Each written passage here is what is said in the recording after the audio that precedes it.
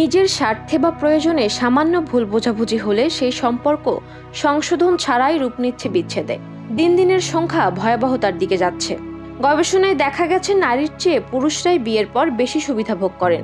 একজন নারী সন্তান, পরিবার, কাজ, অফিস সব মিলিয়ে সারাদিন ব্যস্ত সময় পার করেন। তবুও যখন স্বামী ও পরিবারের কটু কথা শুনতে হয়, তখন প্রতিবাদ করতে গেলে সৃষ্টি হয় অশান্তির।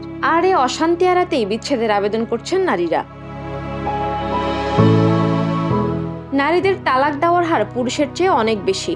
রাজধানীর গত 5 বছরের বিবাহ বিচ্ছেদ সংক্রান্ত সালিসি পরিষদের বার্ষিক প্রতিবেদন পর্যালোচনা করে দেখা যায়, 5 বছরে রাজধানীতে তালাকের মোট আবেদনের 66.16% স্ত্রী এবং 33.84% স্বামীর পক্ষ থেকে করা হয়েছে। ঢাকা দক্ষিণ সিটি কর্পোরেশনের তথ্যে 2017 সালে জুন মাস পর্যন্ত তালাকের নোটিশ পাওয়া গেছে 198টি। এর মধ্যে নারীরা দিয়েছেন 142টি নোটিশ। বিশেষজ্ঞরা বলছেন, বর্তমানে মানুষ ডিভোর্সকে উদযাপন করছে। অভাব অনটনের পাশাপাশি এর অন্যতম প্রধান কারণ সোশ্যাল মিডিয়া। বর্তমান সময়ে এমন হয়েছে যে মানুষ ভুলে যাচ্ছে তার পরিবার, সংসার ও পাশে থাকা মানুষের কথা। এমন পরিস্থিতিতে এই সকল ঘরে সন্তান থাকলে তারা অবহেলিতভাবে বেড়ে উঠছে। সন্তানদের মধ্যে অসহায়ত্ব তৈরি হচ্ছে। এ বিষয়ে মনোবিজ্ঞানীরা বলছেন, সমাজে নারীদের আত্মমর্যাদা, কর্মপরিধি ও অর্থনৈতিক স্বাধীনতা বেড়েছে।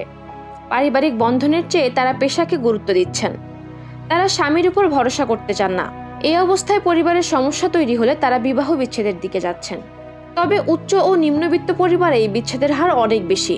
তবে নারীদের কাছ থেকে বিবাহ বিচ্ছেদের আবেদন বেশি আসলেও নারীরাই বেশি ক্ষতির মুখে পড়ছেন। কারণ বিবাহ বিচ্ছেদের কারণে সমাজে নানাভাবে তাদের হেনস্থা হতে হয়, আর দ্বিতীয় বিয়ে করতে গিয়েও নারীদের নানা প্রশ্নের মুখে পড়তে হয়। পাশাপাশি এর প্রভাব পড়ছে সন্তানের উপর। তারা বেড়ে উঠছে ব্রোকেন ফ্যামিলির সন্তান হিসেবে, যা তাদের স্বাভাবিক মানসিক বৃদ্ধিকে বাধাগ্রস্ত করছে।